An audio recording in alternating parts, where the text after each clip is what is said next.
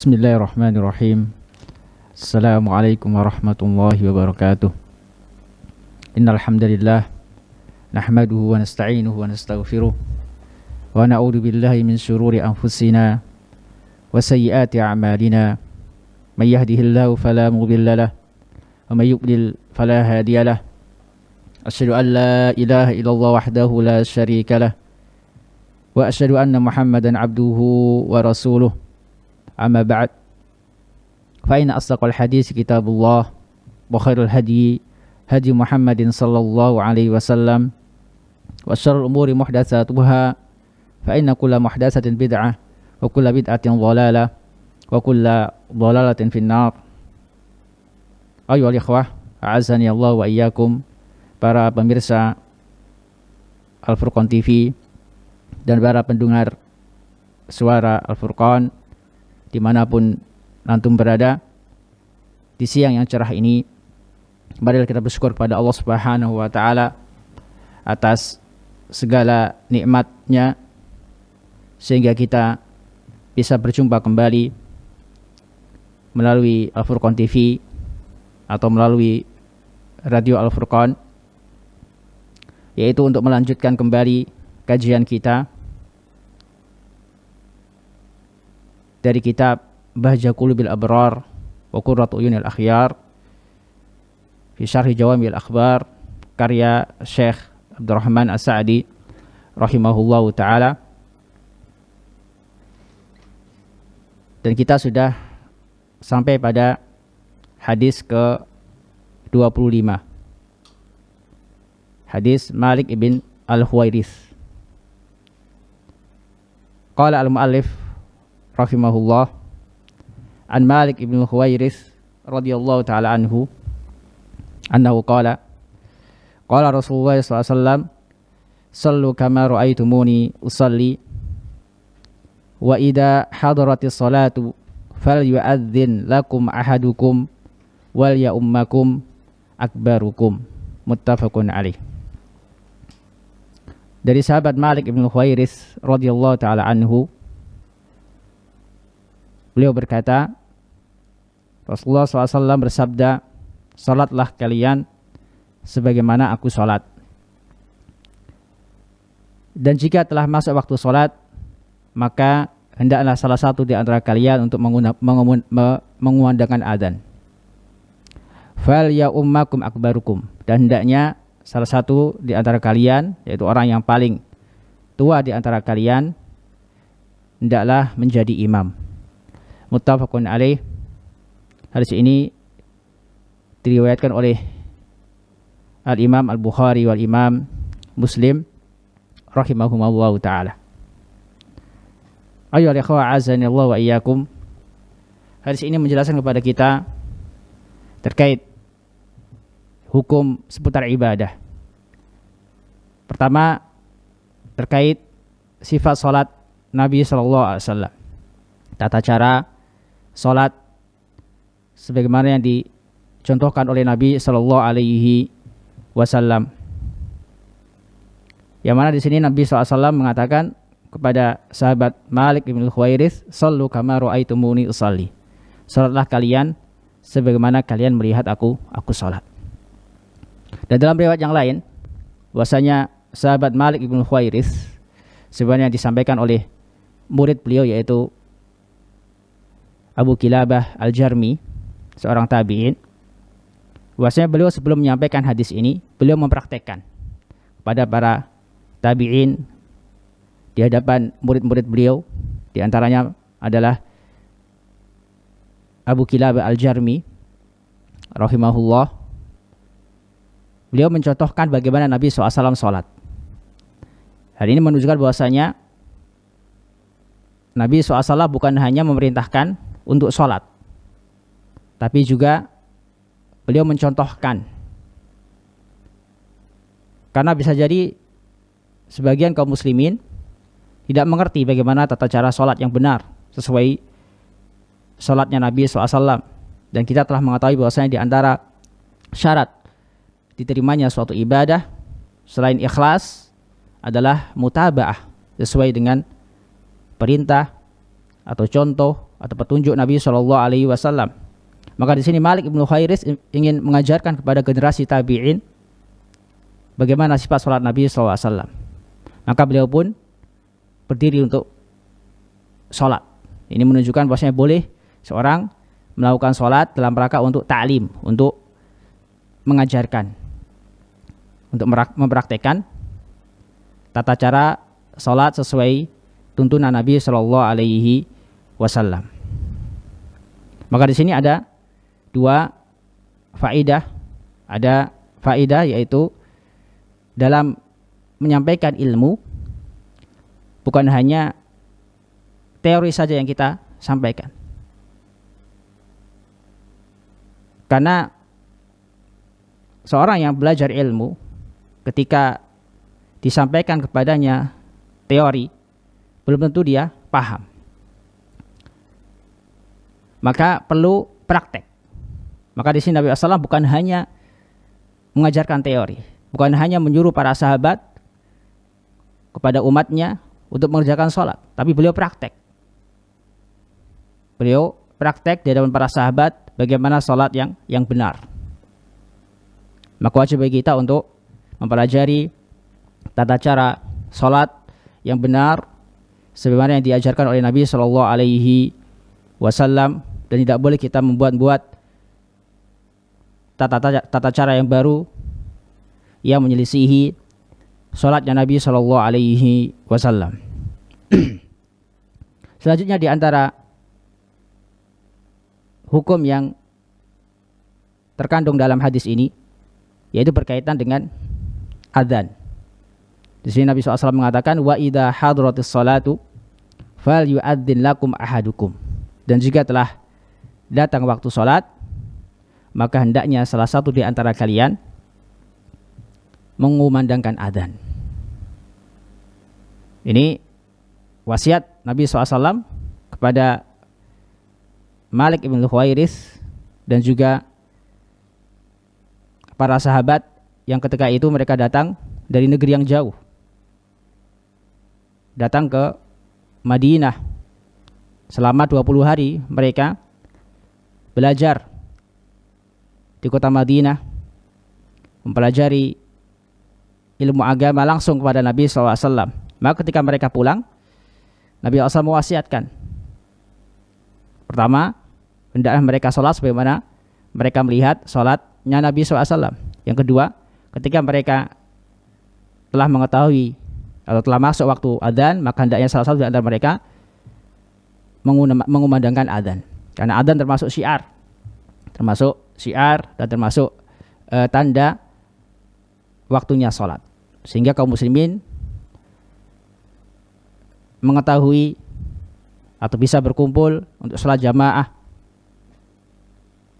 Maka di sini Nabi SAW mengatakan fal yu'adzin lakum ahadukum, maka hendaknya di antara kalian, salah satu di antara kalian mengumandangkan adzan. Cukup satu orang dari mereka untuk mengumandangkan adzan.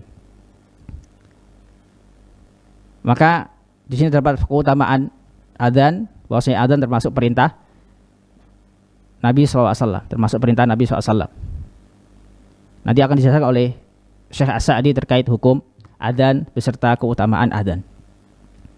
Selanjutnya Nabi SAW mengatakan wal ya ummakum akbarukum, dan hendaklah orang yang paling besar di antara kalian, yaitu orang yang paling tua di antara kalian, hendaknya menjadi imam. Maka di sini menunjukkan wajib seorang menjadi imam apabila dia memenuhi syarat-syarat yang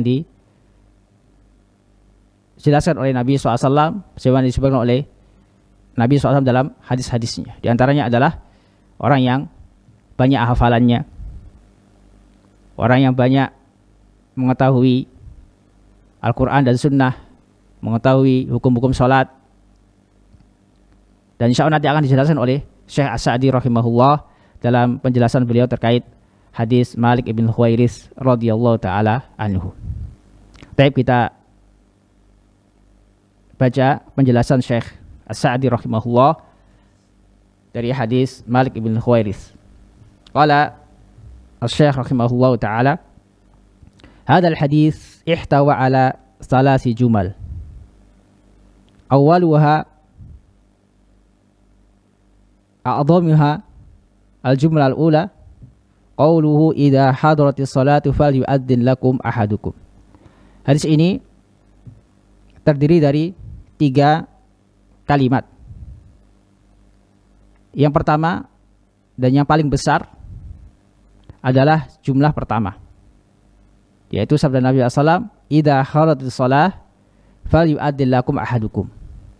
Kalau kita perhatikan urutan dari kalimat ini, dari kalimat yang disebutkan dalam riwayat Malik bin Khuwairis ini, kalimat idza hadratis shalah falyu'adzin lakum ahadukum. Jika telah masuk waktu salat, maka hendaknya salah satu di antara kalian mengumandangkan adzan. Ini urutannya setelah kalimat shallu kama ra'aitumuni usolli. Tapi Syekh As-Sa'di mendahulukan kalimat kedua ini. Apa hikmah atau apa maksud Syekh As-Sa'di mendahulukan kalimat kedua ini? Maka wallahu ta'ala alam, bisa jadi beliau Syekh As-Sa'di rahimahullah mendahulukan kalimat kedua ini karena di sini terdapat perintah adzan. Dan kita tahu bahwasanya sebelum kita mendirikan sholat, sebelum kita melakukan sholat, maka wajib bagi kita untuk mengetahui waktu sholat. Dan di antara tanda masuknya waktu sholat adalah adzan. Maka adzan termasuk tanda masuknya waktu sholat, termasuk rangkaian dari rangkaian sholat. Karena itu beliau Syekh As-Sa'di mendahulukan kalimat kedua, idza hadratis salatu falyu'adzin lakum ahadukum. Jika telah tiba waktu sholat, maka hendaknya salah satu di antara kalian mengumandangkan adzan. Qala Syekh Sa'di, qaulu idza hadratis salatu falyu'adzin lakum ahadukum masyru'iyatul adzani wa wujubuhu. Masyru'iyatul adzani wa wujubihi lil amri bihi. Jadi hadis ini atau kalimat kedua atau jumlah pertama menurut Syekh As-Sa'di ini menunjukkan disyariatkannya adzan dan wajibnya adzan li amri bihi, karena adzan adalah perintah Nabi SAW. Fal yu'adzin lakum, maka hendaknya salah satu di antara kalian adzan. Ini menunjukkan perintah, menunjukkan perintah bahwasanya adzan itu wajib.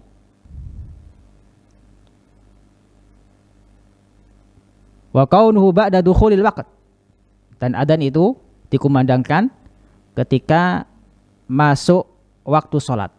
Karena kita tahu bahwasanya di antara syarat-syarat sholat adalah dukhul waqt. Maka seorang muadzin hendaknya mengetahui waktu-waktu sholat sebelum dia mengumandangkan adzan. Hendaknya dia pastikan terlebih dahulu apakah sudah masuk waktu sholat ataukah belum. Wa istasna min dzalika sholatul fajr, dan dikecualikan dari hukum tersebut, dari waktu tersebut adalah waktu sholat fajar. Jadi khusus waktu sholat fajar,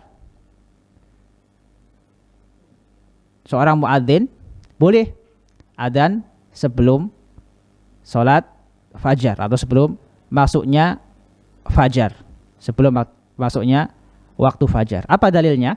Di sini Syekh As-Sa'di membawakan hadis Nabi SAW sebagaimana dibawakan oleh Bukhari dan Muslim. Fa inna sallallahu qala inna bilalan yu'adzinu bilailin. Sesungguhnya Bilal beliau adzan di malam hari, yaitu sebelum waktu fajar, sebelum masuk waktu fajar. Fakulu washrabu hatta yu'adzina ibnu Ummi Maktum. Maka makanlah dan minumlah, maksudnya makanlah sahur sampai Ibnu Ummi Maktum mengumandangkan adzan, yaitu adzan sholat subuh atau fajar.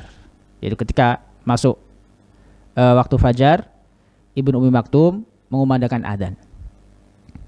Maka ketika saat itu tidak boleh bagi orang yang makan sahur untuk melanjutkan makan sahurnya, harus berhenti.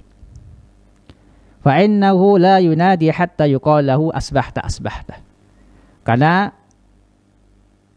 Ibnu Ummi Maktum tidaklah adzan sampai diberitahukan kepadanya telah masuk waktu fajar, telah masuk waktu fajar. Atau telah masuk waktu subuh, telah masuk waktu subuh. Di sini kita mengetahui bahwasanya di antara muadzin Nabi SAW adalah Bilal. Dan sebelumnya hadis ini menunjukkan bahwasanya khusus waktu subuh tidak diharuskan seorang muadzin adzan ketika fajar telah tiba. Boleh bagi dia untuk adzan sebelum waktu fajar dalam rangka untuk membangunkan orang untuk sholat malam, lebih-lebih ketika waktu puasa di bulan Ramadan. Maka di antara kebiasaan para sahabat, kebiasaan Nabi SAW ketika Ramadan khususnya, beliau menyuruh Bilal untuk adzan, atau istilahnya di daerah kita namanya adzan awal. Adzan awal di kota Madinah dikumandangkan oleh sahabat Bilal ibn Abi Rabah, Bilal ibn Rabah radhiyallahu taala anhu. Adapun untuk tugas sholat atau adzan sholat fajar, Nabi SAW memerintahkan Ibnu Ummi Maktum atau Abdullah ibn Ummi Maktum. Dan di antara muadzin Nabi SAW, selain beliau, selain Bilal, selain Abdullah bin Ummi Maktum, ada sahabat yang lain yaitu Abu Mahdurah yang bernama Aus ibn Mughirah al-Jumahi, tapi lebih terkenal dengan nama atau kunyah Abu Mahdurah. Beliau termasuk sahabat Nabi SAW, termasuk muadzin Nabi SAW yang ditunjuk oleh Nabi SAW untuk adzan di Mekah sepulang Nabi SAW dari Hunain. Nabi SAW menunjuk Abu Mahdurah untuk adzan di Mekah atau di Masjidil Haram. Sedangkan di Madinah beliau menunjuk Bilal dan juga Abdullah ibn Ummi Maktum sebagai muadzin. Adapun di Kuba beliau menunjuk Sa'ad Al-Qarat sebagai muadzin di Masjid Kuba. Ini di antara muadzin Nabi SAW. Disebutkan dalam riwayat yang lain ada juga di antara muadzin Nabi SAW yang bernama Ziyad ibn Haris. Ziyad ibn Haris termasuk seorang sahabat yang pernah disuruh oleh Nabi SAW untuk adzan. Ini 5 sahabat Nabi SAW yang termasuk muadzin Nabi Sallallahu Alaihi Wasallam. Yang pertama adalah Bilal ibn Rabah radhiyallahu taala anhu. Yang kedua Abdullah ibn Ummi Maktum radhiyallahu taala anhu. Yang ketiga Abu Mahdurah Aus ibn Mughirah al-Jumahi radhiyallahu taala anhu. Yang keempat Sa'ad Al-Qarat radhiyallahu taala anhu, dan yang kelima Ziyad ibn Haris radhiyallahu taala anhu. Selanjutnya beliau menjelaskan wa annal adzan fardu kifayatin la fardu ainin. Di sini Syekh As-Sa'di menjelaskan bahwasanya adzan itu hukumnya fardu kifayah, bukan fardu ain. Adzan adalah fardu kifayah, bukan fardu ain. Di antara dalil yang menunjukkan bahwasanya adzan termasuk fardu kifayah adalah hadis Ibnu Umar, hadis yang panjang, yang di situ dijelaskan asal mula adzan. Kita bacakan hadisnya.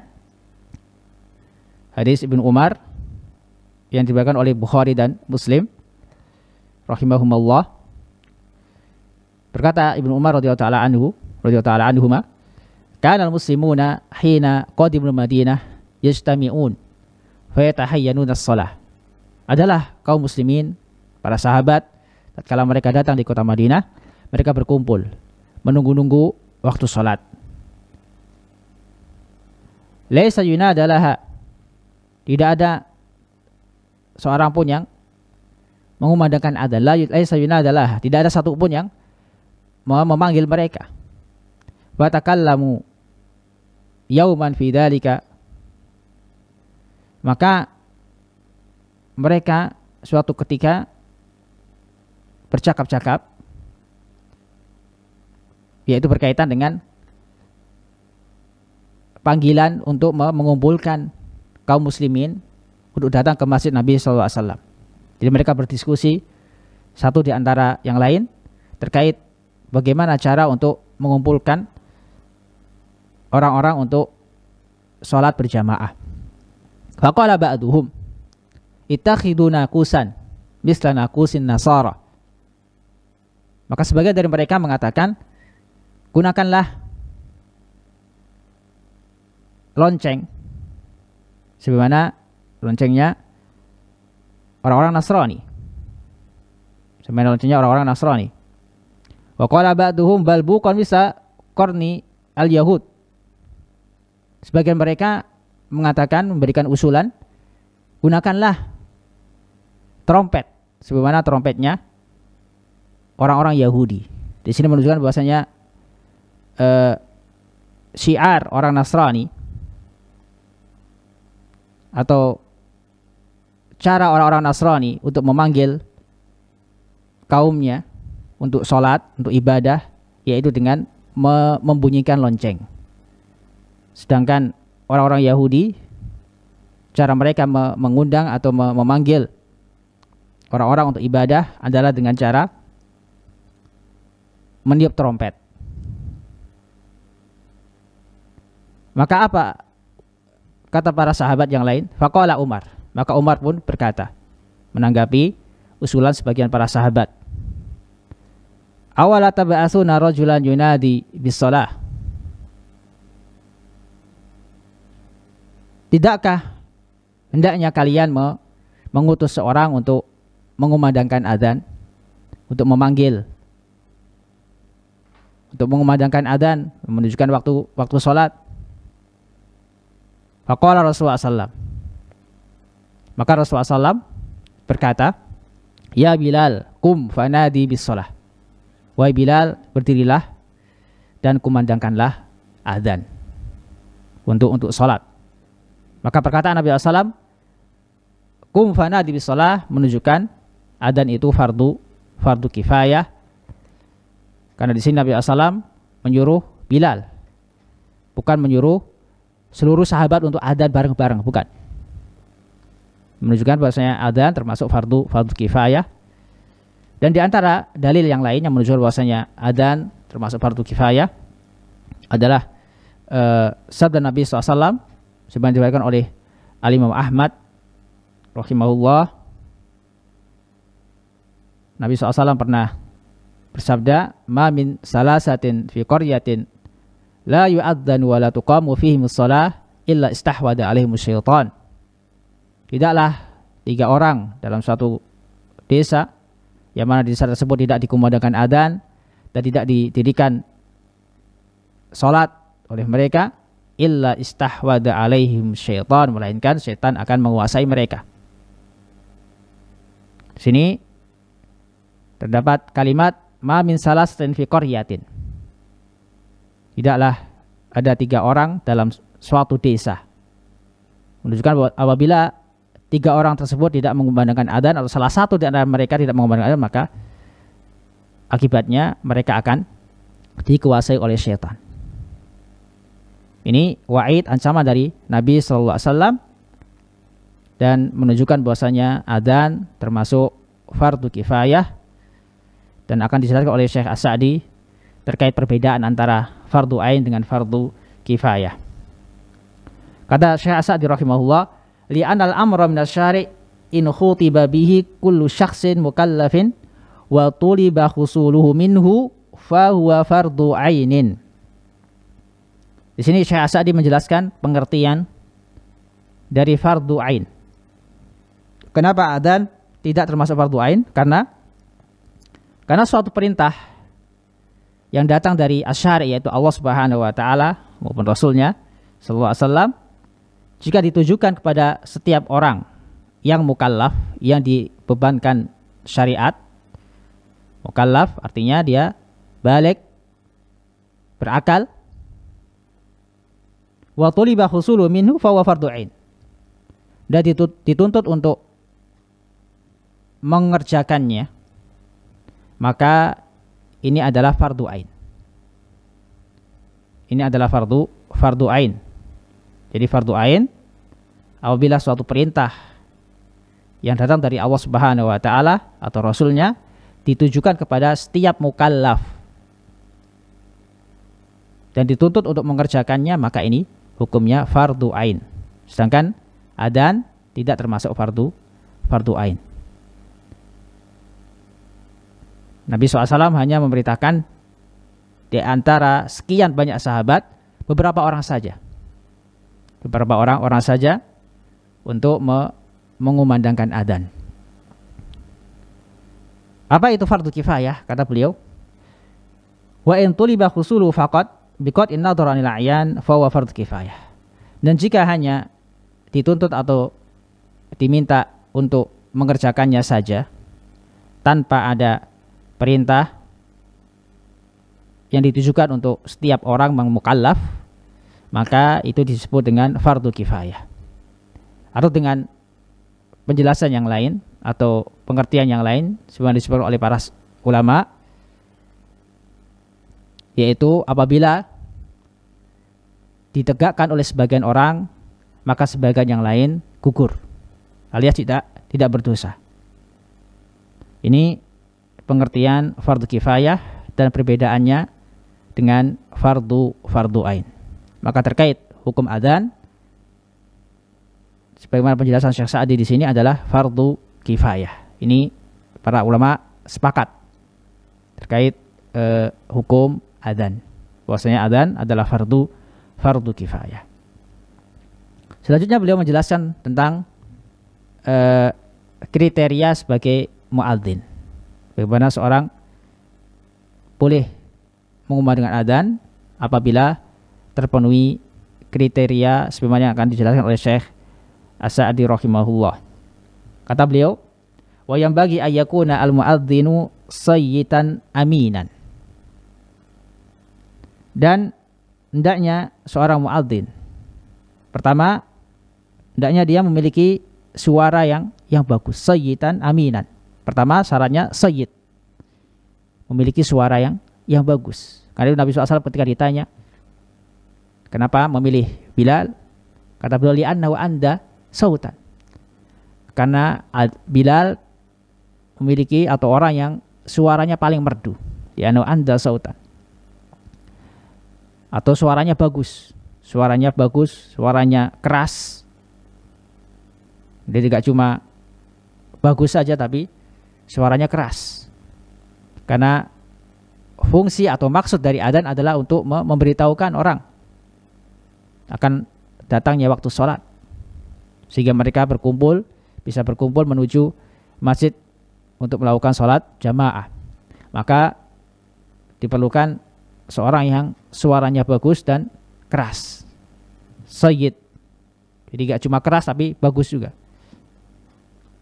atau suaranya keras. Sayyitan aminan, yang kedua amin, terpercaya. Pertama suaranya keras, bagus. Yang kedua amin, terpercaya. Dia amanah, sehingga ketika tiba waktu sholat dia menjalankan amanah, yaitu mengumandangkan adzan untuk memberitahukan saudaranya bahwasanya telah masuk waktu adzan, sehingga dia tidak menyibukkan dirinya dengan pekerjaannya padahal sudah masuk waktu sholat. Maka di sini perlunya seorang imam atau DKI masjid mencari muadzin yang benar-benar amanah, sehingga tidak memiliki aktivitas lain ketika telah masuk waktu sholat, sehingga dia tidak meninggalkan tugasnya sebagai muadzin.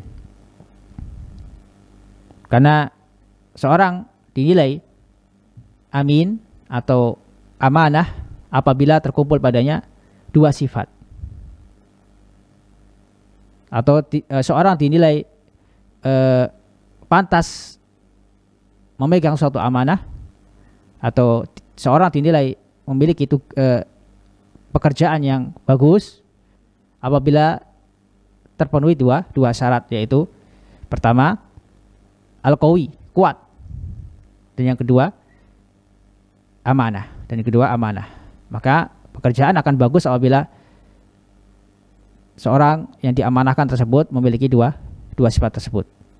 Amanah karena dia harus amanah dengan pekerjaannya, dan juga kuat. Maka seorang muadzin harus terpenuhi padanya dua syarat ini. Kuat suaranya. Dan yang kedua, amanah. Di antara syarat sebagai muadzin, kata Syekh As-Sa'di, alima bil waqt, mengetahui waktu salat. Karena bagaimana mungkin seorang muadzin tidak mengetahui waktu salat? Ini akan menimbulkan masalah, menimbulkan kerusakan. Karena di antara syarat salat adalah masuknya atau sudah masuk waktunya. Kalau seorang muadzin tidak mengetahui kapan atau jadwal salat, bagaimana dia akan melakukan tugasnya sebagai muadzin? Maka wajib bagi muadzin untuk mengetahui jadwal salat atau kapan masuknya salat. Lebih-lebih di zaman kita sangat mudah sekali untuk mengetahui kapan masuk salat. Berbeda dengan zaman Nabi SAW. Ketika ingin mengetahui telah masuk waktu salat ataukah tidak, mereka keluar dari rumah melihat sudahkah masuk salat ataukah belum. Ketika ingin mengetahui apakah sudah masuk fajar, mereka keluar dari rumah melihat langit, sudahkah masuk waktu fajar ataukah belum. Sedangkan zaman sekarang alhamdulillah dimudahkan oleh Allah Subhanahu wa taala. Ketika kita ingin mengetahui jadwal salat atau waktu salat, tinggal kita melihat di HP atau di jadwal salat, di kalender atau yang lainnya. Dimudahkan oleh Allah Subhanahu wa taala. Mutahariyan lahu, dan juga seorang muadzin hendaknya berhati-hati. Kalau belum masuk waktu adzan, hendaknya dia memastikan telah masuk waktu adzan ataukah belum. Li'anu a'dhamu li husul maksud, karena mengetahui waktu salat, berhati-hati itu lebih besar manfaatnya agar tercapai maksud disyariatkannya adzan. Karena maksud terbesar atau tujuan terbesar disyariatkannya adzan adalah untuk mengumumkan bahwasanya telah tiba waktu salat. Wa yakfi man yaksulu bihil i'lam ghaliban, dan cukup untuk mengetahui seorang pantas atau tidak sebagai muadzin adalah al-i'lam ghaliban, yaitu pada umumnya seorang diberitahukan bahwasanya si fulan pantas atau memenuhi kriteria sebagai muadzin. Maka apabila kita menjumpai seorang yang terpenuhi padanya syarat-syarat tersebut, yaitu memiliki suara yang keras, bagus, amanah, mengetahui waktu sholat, maka boleh bagi kita untuk memberikan dia amanah untuk menjadi muadzin. Ini syarat-syarat seorang muadzin. Selanjutnya, wal hadis yadullu ala wujubil adzan fil hadari was safar. Jadi di antara faidah dari kalimat idza haratis shalah fal yu'adzin lakum ahadukum. Jika telah tiba waktu salat, maka hendaknya salah satu di antara kalian mengumandangkan adzan. Di antara faedahnya, kata Syekh As-Sa'di rahimahullah, hadis ini menunjukkan bahwasanya wajibnya adzan itu berlaku ketika mukim maupun ketika safar. Fil hadari was safar. Jadi meskipun dalam keadaan safar pun wajib untuk dikumandangkan adzan. Karena di sini telah kita sampaikan tadi, hadis ini adalah wasiat Nabi SAW secara khusus kepada sekelompok pemuda yang datang dari luar Madinah. Di antara mereka adalah Malik ibn Khuwairis. Selama 20 hari mereka tinggal di Madinah, yang tujuan mereka adalah berguru, belajar kepada Nabi SAW langsung. Maka ketika mereka ingin berpamitan, ingin pulang, maka Nabi pun memberikan wasiat. Dan otomatis mereka ketika pulang, mereka dalam keadaan safar. Bahkan datangnya mereka ke Madinah dalam kondisi sebagai musafir. Di sini diambil kesimpulan bahwasanya adzan itu hukumnya fardu kifayah dan berlaku baik dalam keadaan mukim atau dalam keadaan safar. Bagaimana dengan iqamah? Kata Syekh Sa'di, wal iqamatu min tamamil adzan. Dan iqamah termasuk kesempurnaan adzan. Artinya hukumnya sama seperti adzan. Hukumnya sama seperti adzan, yaitu fardu kifayah, berlaku pula ketika mukim dan ketika safar. Li'anal adzana al-i'lam bidukhul waqti lis-shalah. Karena adzan tujuannya adalah untuk mengumumkan, memberitahukan tentang masuknya waktu salat. Wal iqamata al-i'lamu bil qiyami ilaiha. Sedangkan iqamat adalah tujuannya adalah untuk memberitahukan bahwasanya telah tiba waktunya, yaitu didirikannya salat. Artinya apa? Ketika seorang sudah berada di masjid, sudah berkumpul di masjid, jadi untuk menandakan salat sudah mau dimulai, maka disunahkan, diwajibkan apa, untuk iqamat, untuk qomat. Di sini kita bisa menyimpulkan bahwasanya qomat itu tidak perlu pakai pengeras suara. Tidak perlu pakai pengeras suara. Karena tujuan dari qomat adalah untuk memperingatkan, untuk memberitahukan orang-orang yang sudah berada di masjid agar siap-siap, agar mereka berdiri untuk sholat. Sedangkan adzan adalah untuk memberitahukan bahwa telah tiba waktu sholat. Jadi di sini kita sering jumpai di sebagian masyarakat yang merasa jengkel atau merasa aneh ketika ada musola atau masjid yang tidak ada iqamat di situ. Karena mereka berpikir bahwasanya qomat harus pakai pengeras suara sebagaimana adzan. Nah, ini kurang tepat. Karena tujuannya beda. Kalau adzan untuk memberitahukan orang-orang yang masih di rumah untuk menuju masjid karena telah datang waktu sholat. Sedangkan qomat tujuannya adalah untuk memberitahukan kepada orang-orang yang sudah di masjid agar segera bersiap-siap untuk mendirikan sholat. Ini bedanya adzan dan iqamat. Selanjutnya kata Syekh Sa'di rahimahullah, waqad waradatin nusus al-katsirah bifadlihi wa kathrati thawabihi. Dan telah datang banyak sekali nas-nas yang menjelaskan tentang keutamaannya dan banyaknya pahalanya, yaitu pahala adzan. Maka di sini kita akan bawakan keutamaan atau hadis-hadis berkaitan dengan keutamaan adzan. Yang pertama di antara keutamaan adzan, bahwasanya adzan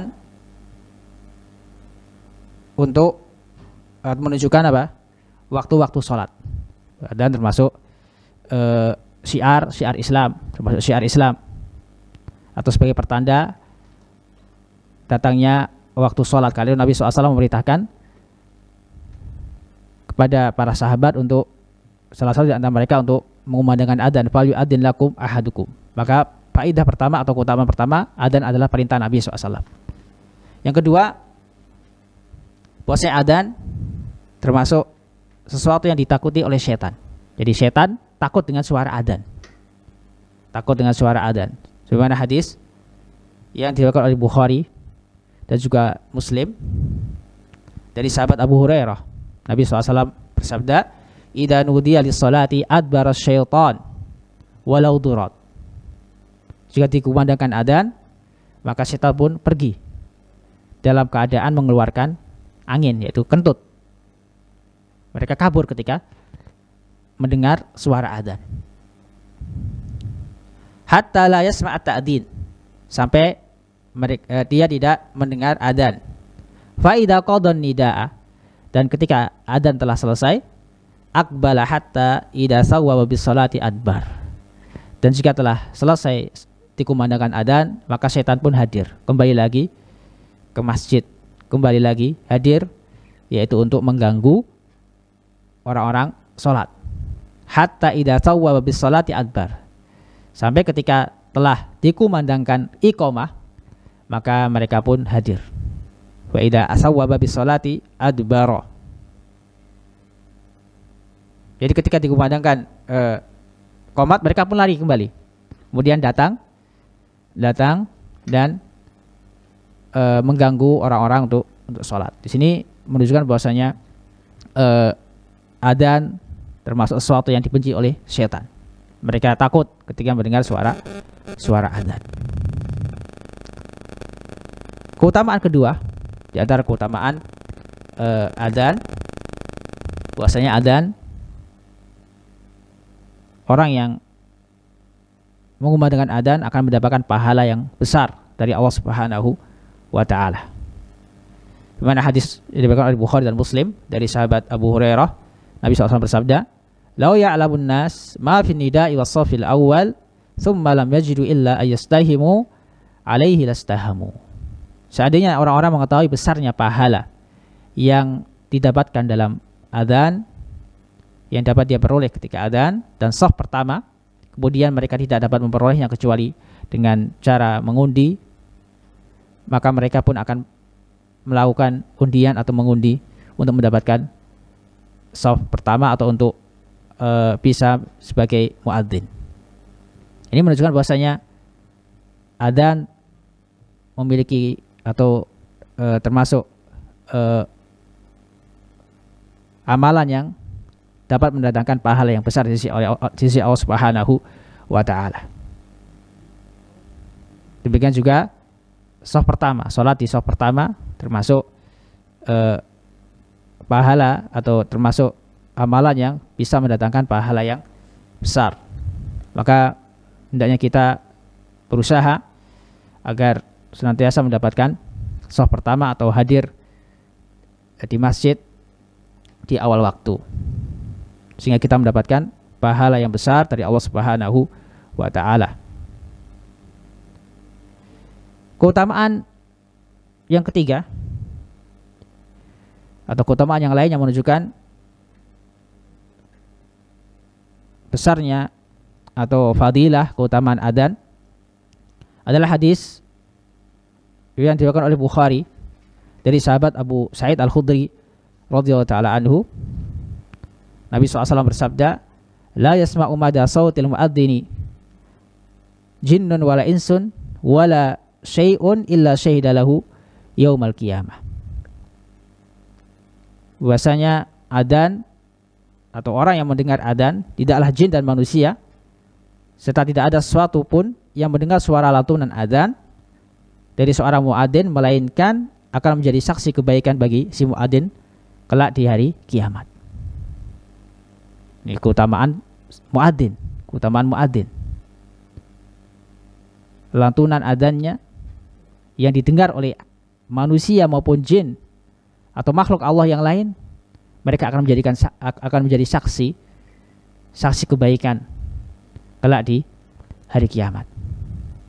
Maka bersyukurlah orang-orang yang bertugas sebagai muadzin. Dia akan mendapatkan keutamaan semuanya yang disebutkan dalam hadis Abi Sa'id Al-Khudri radhiyallahu taala anhu. Keutamaan yang lain yang bisa didapat oleh seorang muadzin yaitu hadis yang diriwayatkan oleh Imam Ahmad dari sahabat Ibnu Umar. Nabi SAW bersabda, "Yughfaru lil muadzini muntaha adzanihi wa yastaghfiru lahu kullu ratbin wa yabisin sami'ahu. Diampuni bagi muadzin pada akhir adzannya, dan setiap yang basah maupun yang kering yang mendengar adzannya akan meminta ampun untuknya. Artinya setiap makhluk baik yang hidup di lautan maupun di daratan yang mendengar suara muadzin, mereka meminta ampun kepada Allah Subhanahu wa taala. Maka adzan sebagai sebab datangnya ampunan Allah Subhanahu wa taala, khusus bagi seorang yang muadzin, yang emang menggunakan adzan.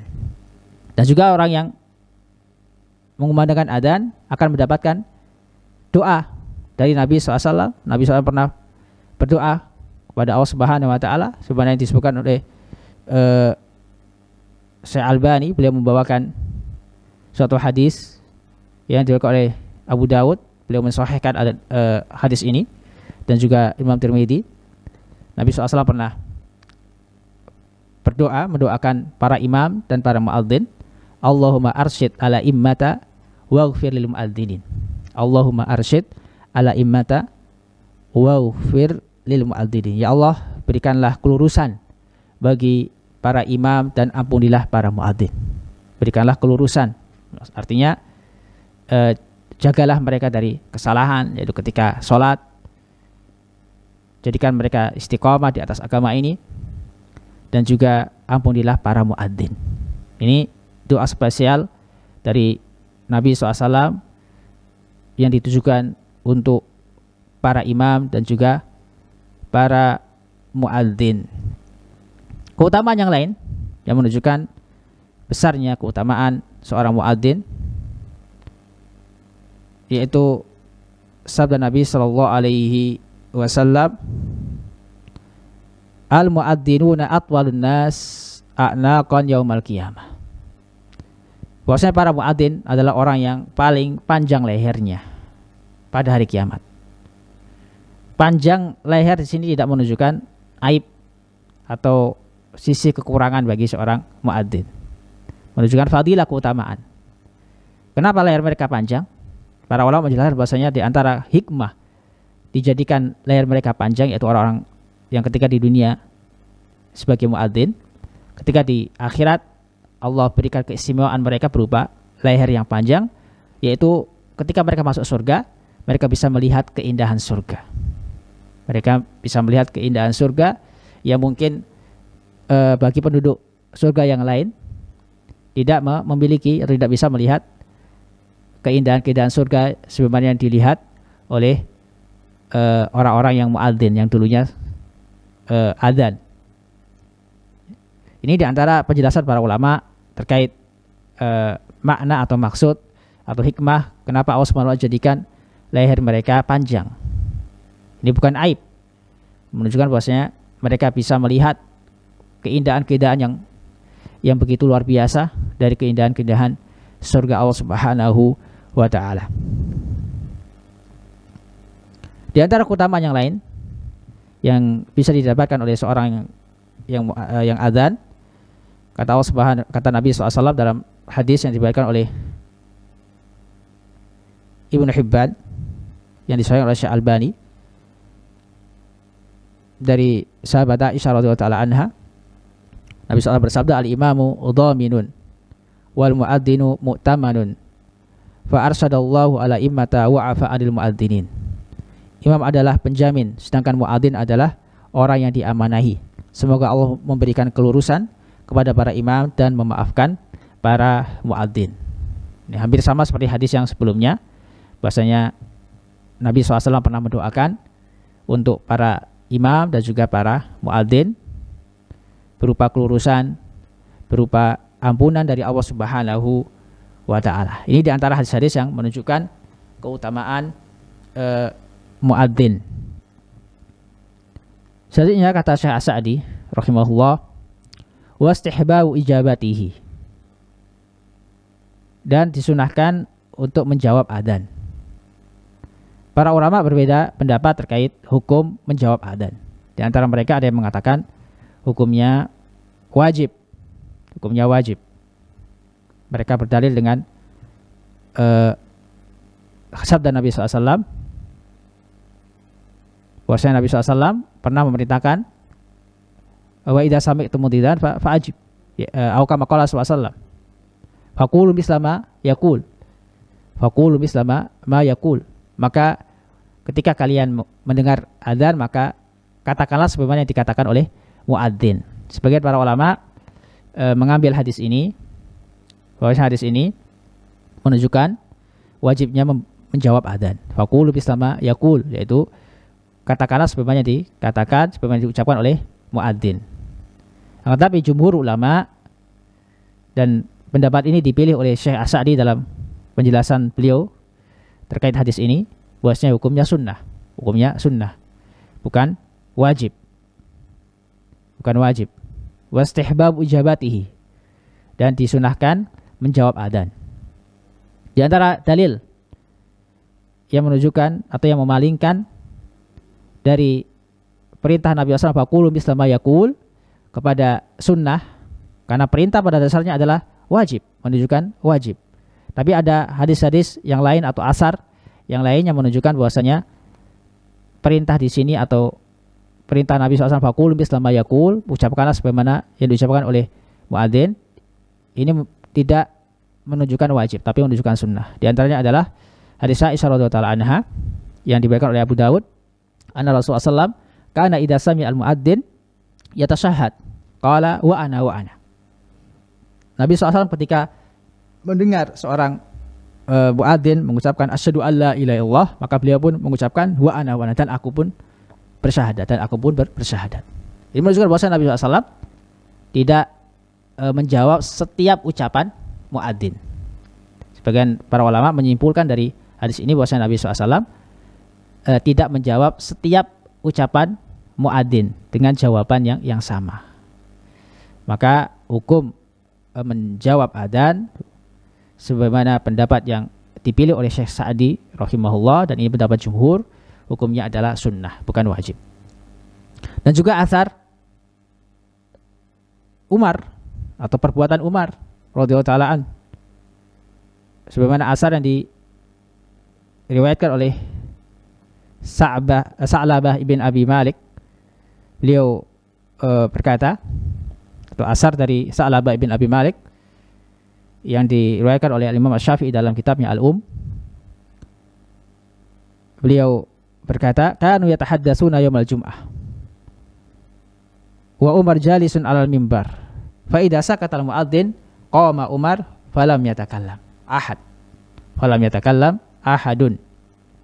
Mereka itu para sahabat di masa Umar di hari Jumat, mereka bercakap-cakap. Wa Umar yajlis, sedangkan Umar dalam keadaan duduk, yaitu duduk untuk bersiap-siap khutbah. Jadi ketika seorang khatib datang, maka mengucapkan salam, kemudian seorang muadzin adzan dan seorang khatib duduk. Nah, ketika Umar duduk, para sahabat atau orang-orang yang menghadiri sholat Jumat, mereka pun ada yang bercakap-cakap, sedangkan muadzin sedang melantunkan adzan, sedang mengumandangkan adzan. Fa idza sakatal muadzin qama Umar falam yatakallam ahad. Dan jika muadzin telah diam, artinya telah selesai mengumandangkan adzan, maka berdirilah Umar, berdiri untuk khutbah. Falam yatakallam ahad.